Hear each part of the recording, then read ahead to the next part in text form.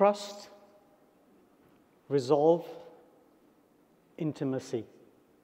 3 things that we can use to build bridges. Unfortunately, humans have this great ability to burn bridges.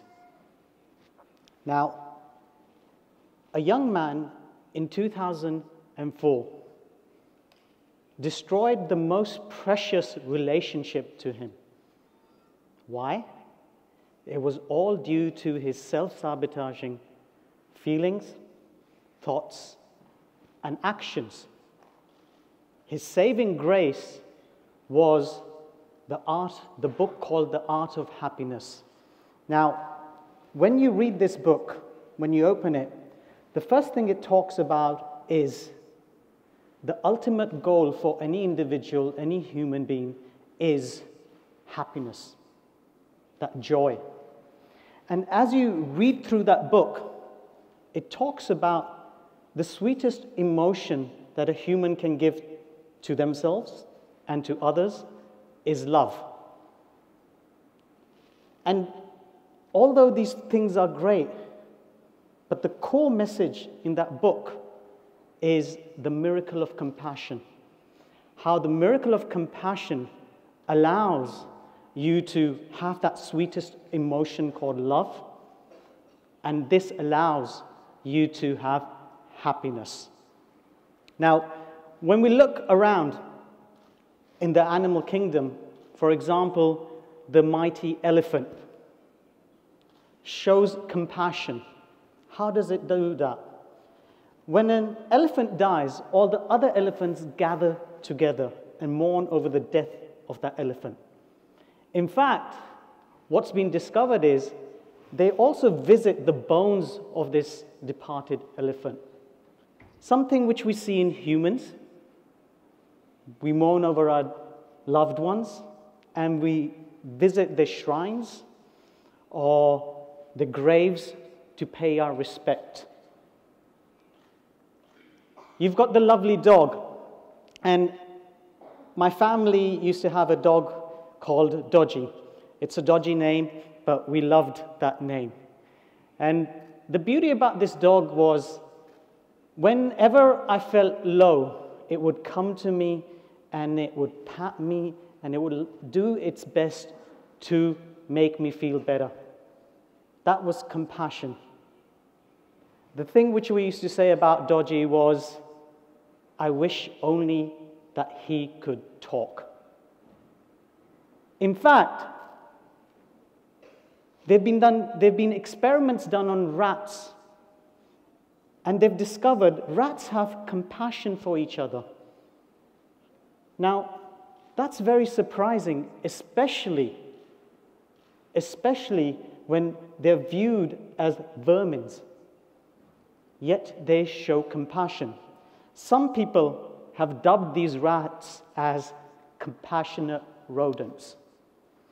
In fact,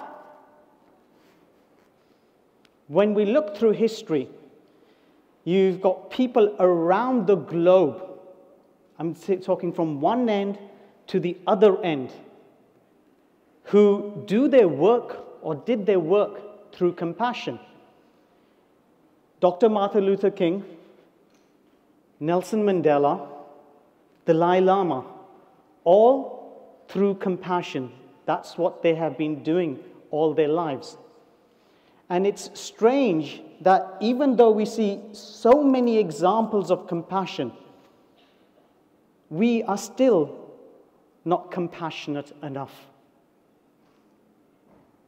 Why? Why is that case? Now, for some reason, we have this apathy towards compassion. We distance ourselves from compassion, thinking it's weak, it's wimpish, and it's all about pity.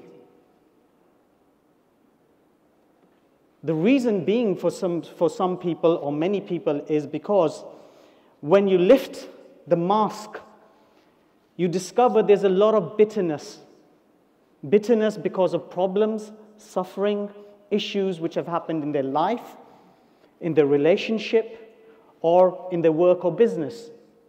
So they feel this compassion is simply soft and goo-gaggy. You know, they cannot associate to it. When we look around the world, we see compassion with certain figures, and I'm sure there are people in your family you will see who have this compassion as well. Now, what happens is, why do we have this conflict of compassion?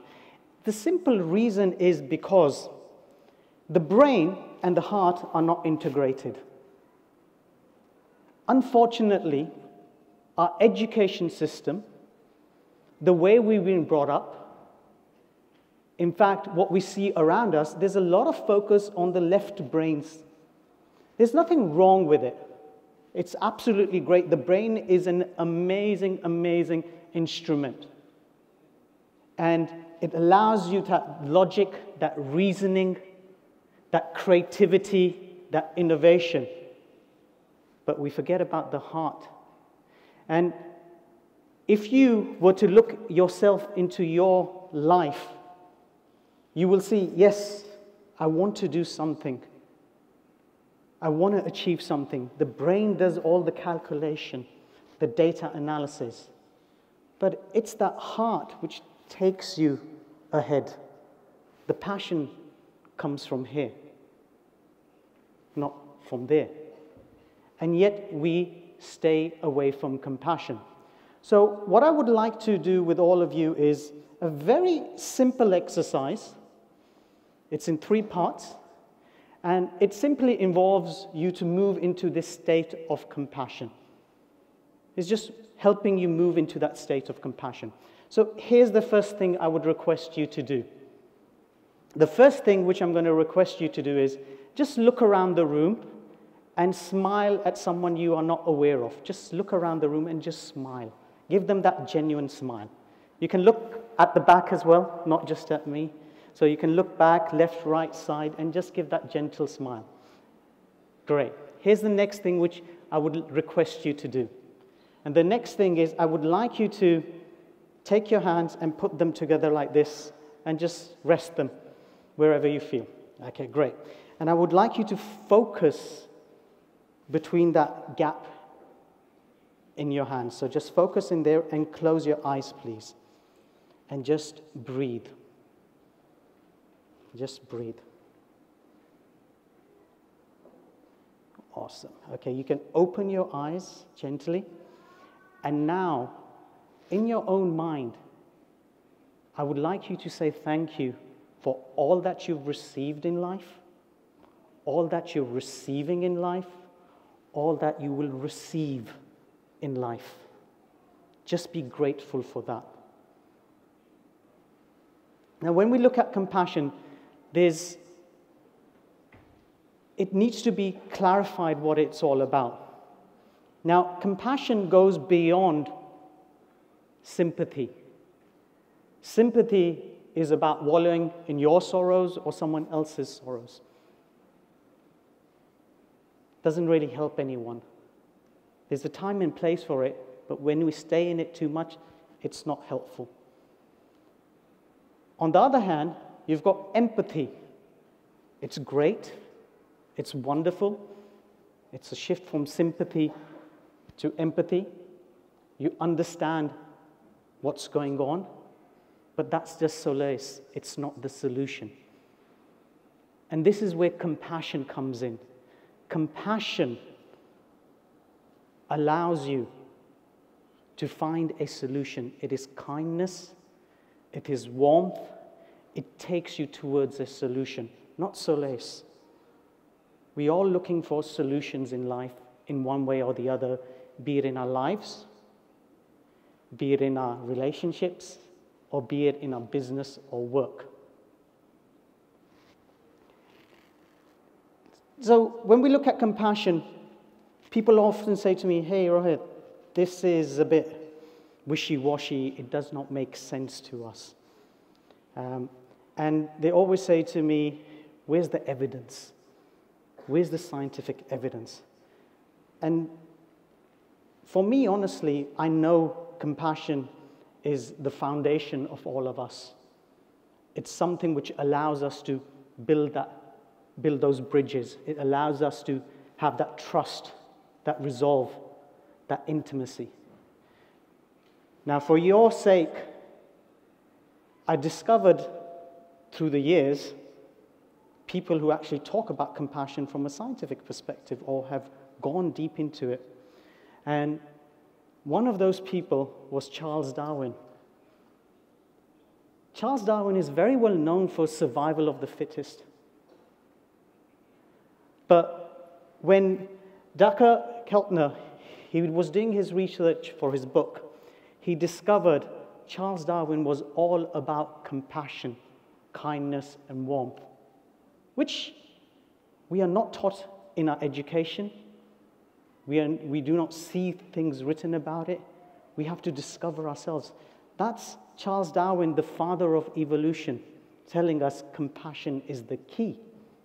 Let's forget about Charles Darwin for a minute. Just forget about him. And let's look at something else.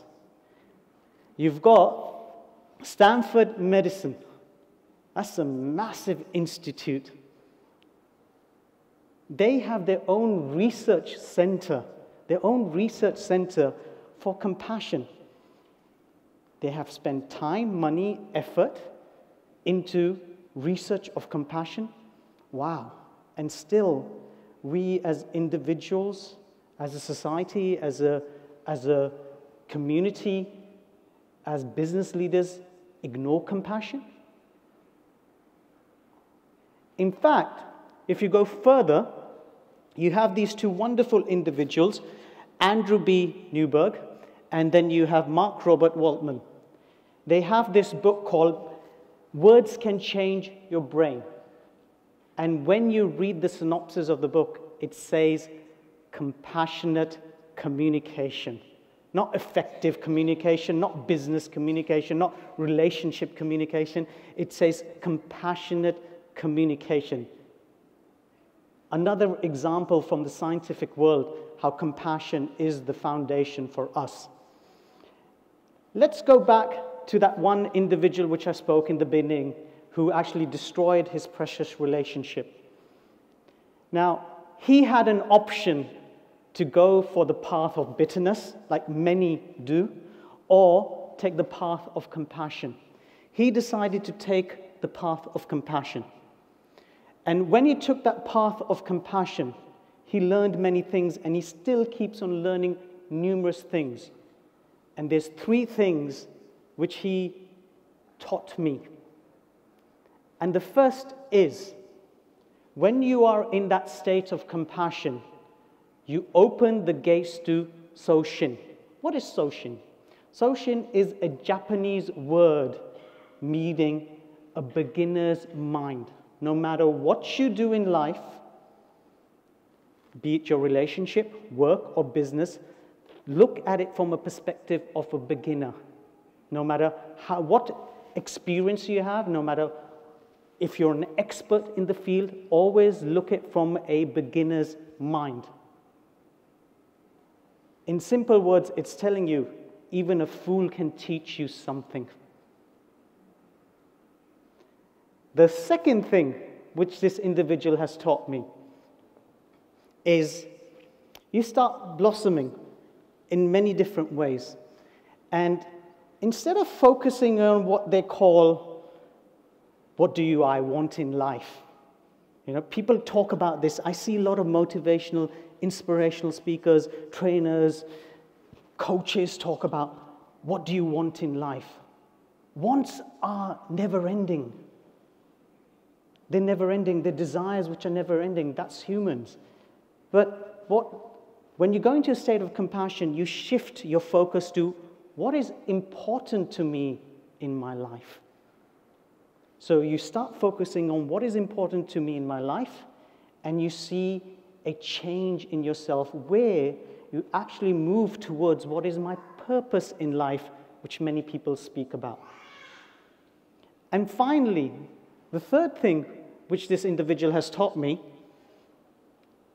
is it's very easy to throw something which is broken. Very easy just to throw it away. But how about fixing it? Just like a vase, when you fix it up, when you break it and you fix it up, and you fix it with gold and silver. So when you're broke, when you're suffering, when you're in pain, be it for your life, your relationships, or your business, how about applying that gold and silver called compassion to yourself? And you will see you will be much more beautiful, bolder, and stronger. So when you look at compassion, it allows you to have trust, it allows you to resolve, and it allows you to have intimacy. This is what allows us to build bridges. Thank you very much for your time. Thank you.